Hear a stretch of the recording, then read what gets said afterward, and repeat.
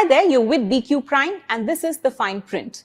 Perhaps no other legislation in the recent history has seen as much anticipation and back and forth as the privacy law. The promise for a new law that will protect personal data was made by the government 5 years ago. It's been a long wait, and now reportedly, we should see a comprehensive version soon. To understand what this means, I'm joined by Trilegal's Rahul Matthan, who has trudged this journey with the various versions to perhaps give us some insights on what next. Rahul, welcome to the Fine Print. Thank you for having me.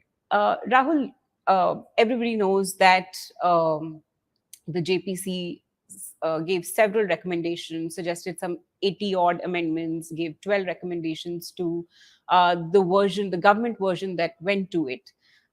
Were you surprised that the government then decided to say, "Hey, we're going to withdraw this"? How did you read the situation? Was it surprising for you, or was it a natural outcome that, look, if the JPC has suggested that many amendments, let's just go back to the drawing board? Gosh, that's so I was surprised. It's difficult to say that you're not surprised. This law actually has been going on for much longer than the 5 years you mentioned. I drafted the first version of this in 2012. So we're literally 10 years away from when the country first started on a draft. And I think there's just a feeling of frustration as well. We've had the Sri Krishna draft. People didn't like it. I thought it was largely okay. Then we had the Meti draft that was presented to Parliament and the Joint Parliamentary Committee. And in each of these drafts, there was a iteration that added new issues, and that's the process. So yeah, having done this level of consultation and this level of discussion, it would be nice for us to now be on the last leg, but we're not. So I think the reason I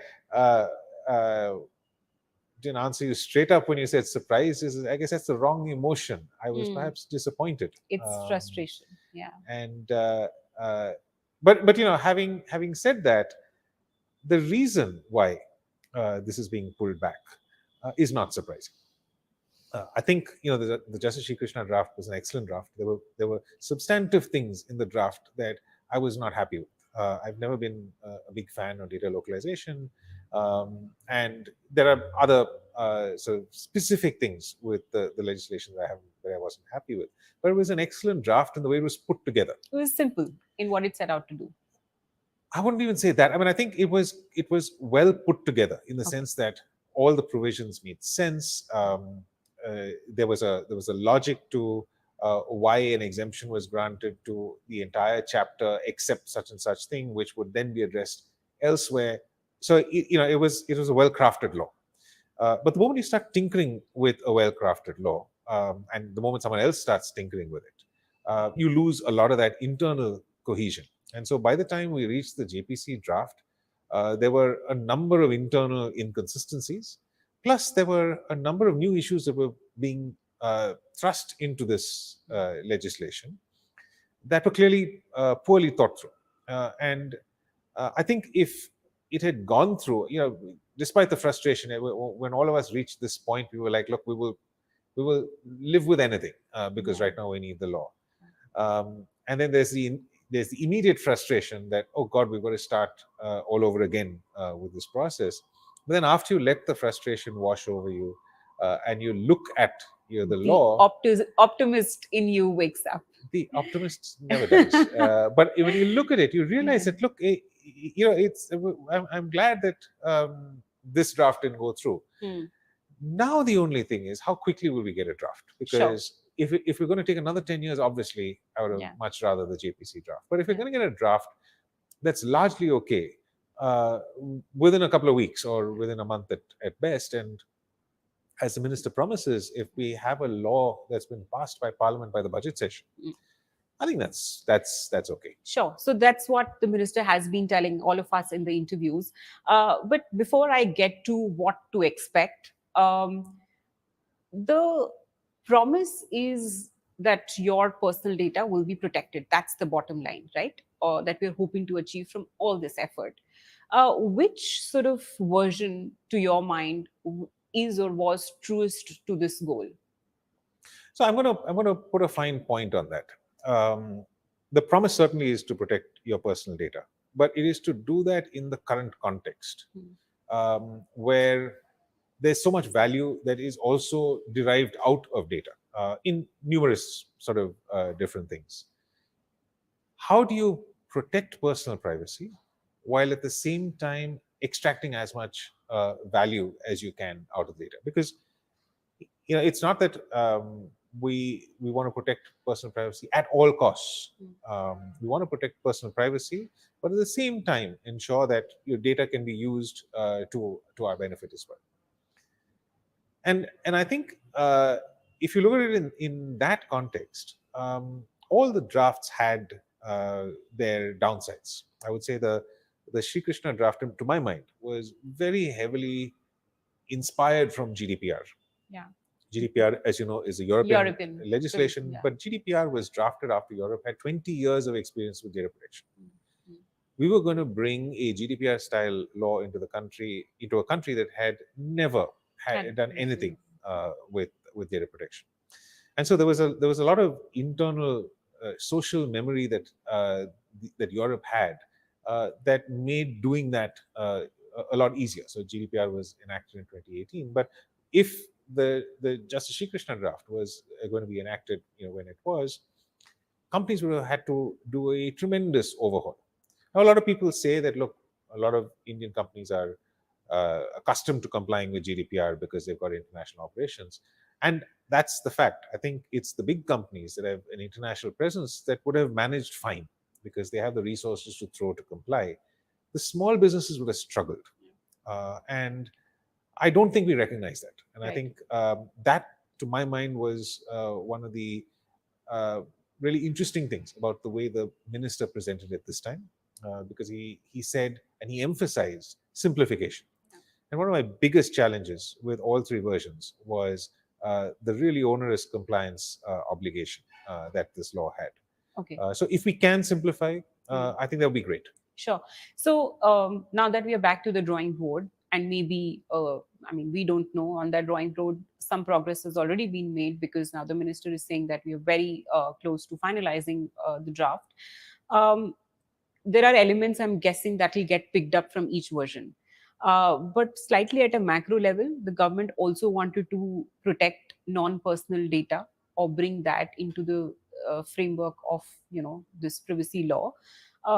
Do we have sort of some confidence that they might be rethinking on this? Because I know in the past you've articulated your beef with this attempt. Yeah, look, my sense is that simplification necessarily means leave non-personal data out of it. This is a personal data protection law. I don't know what it will be called. As you know, the most recent version was called the data protection law. Yeah. But fundamentally, the protection of personal data or the regulation of personal data protects privacy. The regulation of non-personal data unlocks value in data. And these are two different things. On the one hand, you are putting on your protectionist hat. You want to ensure that you don't do things because it can harm people. On the other hand, you're actually saying, look, you're not allowing this data to reach its full potential. And to have the same regulator do both is very challenging in my head. And so I've always believed that we've got to have, if we are regulating non-personal data, we've got to have a completely different regulatory regime, different but connected. Because as you know, personal data can be anonymized, it'll become non-personal data, but anonymized information can be re-identified and then it'll become personal data. Profiling. So we've got to have this sort of handoff between the two regulators. That's extraordinarily important. But I still think it needs to be separate. Okay, so besides, let's say, in your ideal version, you'd not like non-personal data to be included. What are some of the other principles that you think that we sort of steered away in the last 5 years that probably you want to see the focus back on? I would like to, at a high level, say that I would look to see this as a more principles-based draft. And around the world, data protection has got a few well understood principles. Notice and consent is the primary basis of processing. This means, notice and consent is not the only way of processing. There are many circumstances in which there are other types of processing that's required. Around the world, they allow it. India, in its draft, didn't really focus that much on that. There's a bunch of onerous compliance obligations. I think notice in the last draft had 14 different items that needed to be notified each time data was collected. That's just insane. And even if you were notified of 14 different items, are you going to be, actually processing it in your head to say yes, I consent? So I think we've got to boil it down to principles, and then let the law come out. Let the country find its feet with regard to privacy and data protection for a while, and then let's try and add more prescriptive provisions or more regulations as necessary. But I think what all three drafts did was assume that data protection in the country has to be GDPR style data protection. And I think that was just going to be too much for this country. So, like you mentioned that, while we were making these efforts, or different entities were making efforts to craft a law, there have been certain developments that were not accounted for. So from what we've already seen in those 3 or 4 versions that are out in the public domain, do you see anything else getting included?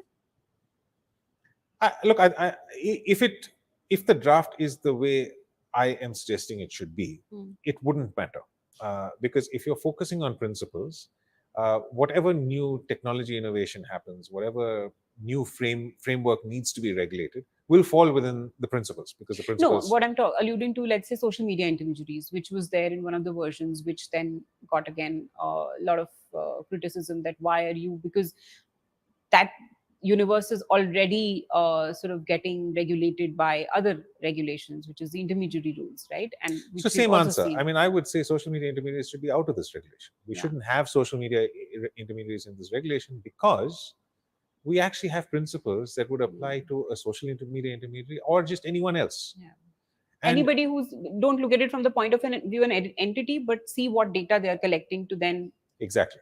So take a look at the principle of data protection and then apply it to a social media intermediary. And the reason I say this is because I don't know if social media as it currently stands will survive 5 years.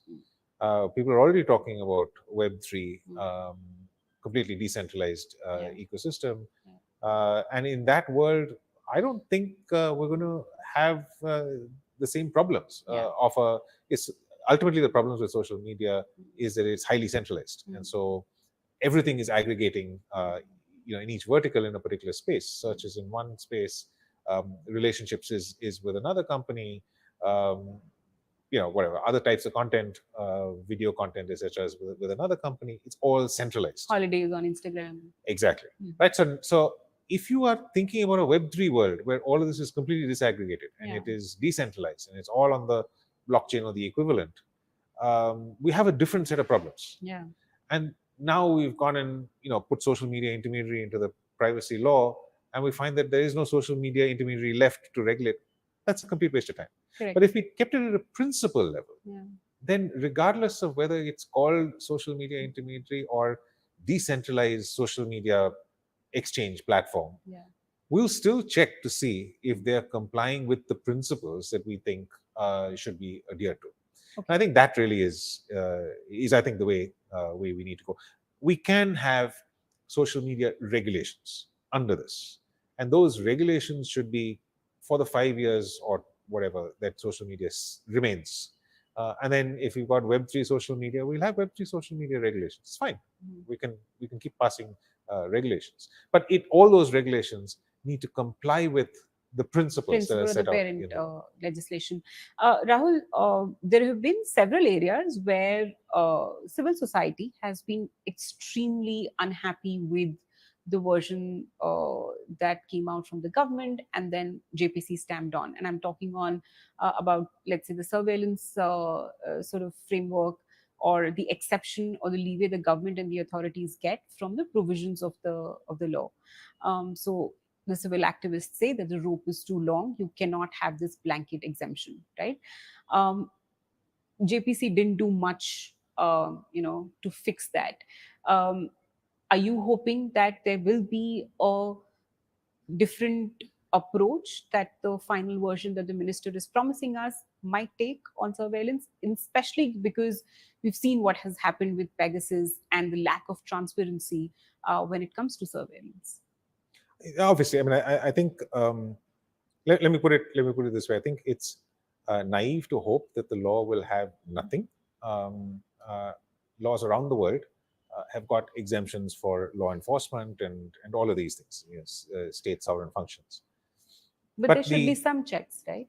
Correct. And Section 35 of the draft, the 2019 draft, which is pretty much reflected in the JPC draft, was essentially saying that this law shall not apply. Yeah.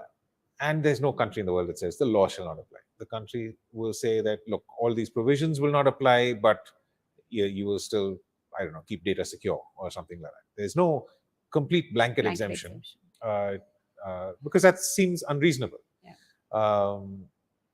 So I'm hoping that is in fact the case. I'm hoping that that they will move to, in a sense, the Justice Shri Krishna draft. And when the Justice Shri Krishna draft came, I think civil society was very upset with what they had there as well. But and it's just gotten sort of from bad to worse. I think now the civil society will be very happy to just go back to what Justice Shri Krishna had, because I think there was not an unusual exemption that was put into what is now 36 of the most recent draft. You'll see it in every legislation around the world. I think the concern was that there's, in a sense, a lack of trust with the government, and it's more like you give them an inch and they'll take a mile, and so don't give them an inch at all. But that's unreasonable. Yeah. There are requirements in national security interests, or just from a sovereignty perspective, for the government to have some exemptions. So what would an ideal sort of solution be, to your mind? Well, we've got the Supreme Court has laid it down very clearly in Puttaswamy, the 9-judge bench. That it should be proportionate very and have a law. Yeah. Proportionate. You need to have a law. You can't do it. So, I mean, I know everyone doesn't like to keep going back to the Supreme Court to decide these things, but actually the framework is quite clear. And so anyone who is taking action, we hope, within the government, is mindful of that and is constantly saying, look, is what I'm doing proportionate? We hope, because that's what they should do. That's what the Supreme Court has said that they should do. And I think that's the framework that you need. Yeah, otherwise you're just setting up this legislation to constitutional challenge as well, right? Well, I mean, I'm hoping not. If the legislation is not proportionate in the exemptions in advance, I think without a doubt it'll be set up for challenge.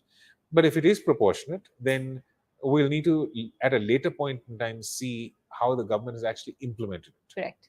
Okay, so another area which is sort of hotly sort of debated and commented on is the DPA, which is going to be a very important piece in this privacy law, which is the Data Protection Authority, which, to be fair, needs to be independent, right?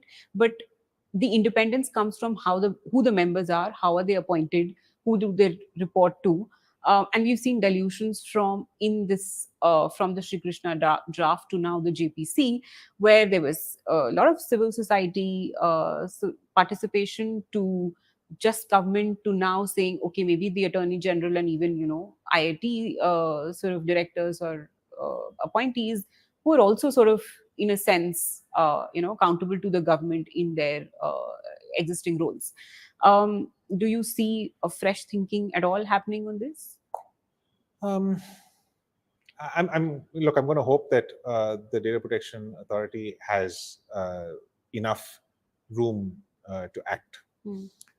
But I wouldn't be overly worried by this one point, because this one point focuses on the Data Protection Authority's interactions with the government, which to my mind is an important part, but a very small fraction of everything the Data Protection Authority has to do. So just think, at this point in time, we have no data protection framework in the country at all. The first DPA, the startup DPA, is going to have to build it from scratch. They're going to have to build the principles that people follow. They're going to have to issue advisories. And that's not to the government. They're going to have to do it to all the companies that are now grappling with this new compliance burden that they have. So I think that the place where this is going to be challenged, the independence of the DPA, is quite narrow. It's not to say it should be overlooked. It's important that independence is there, but it should not be overblown. Okay. At this point in time, we need a competent DPA. We need a DPA that's comprised of people that understand the trade-offs between insisting too much on privacy and then sacrificing innovation, allowing too much innovation and sacrificing privacy. These are nuanced issues. Yeah. And I think this is all in the hands of the DPA. We can have a DPA. When I spoke to the minister, he said that we're looking to have a DPA that's born digital. And if you're looking to have a DPA that's born digital, you're actually going to need to grapple with these sorts of things in an extremely efficient way. Yeah. And I think in many ways, India has a tremendous opportunity here. GDPR had a lot of the baggage of 20 years worth of data protection regulation in Europe. They just couldn't shrug it off. I mean, unlearning is also difficult. It's almost impossible because they've got precedent. They've got actual offices that are used to doing things for 20. You can try and change them, but that's sort of the way it is. India has none of that baggage.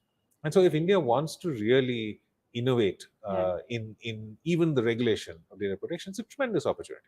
Okay, all right. Rahul, we'll leave it at that for this conversation because, like you said, and all of us are hoping that the new version will be out soon. But just process-wise, does this draft get any public consultation opportunity, or just I think it will.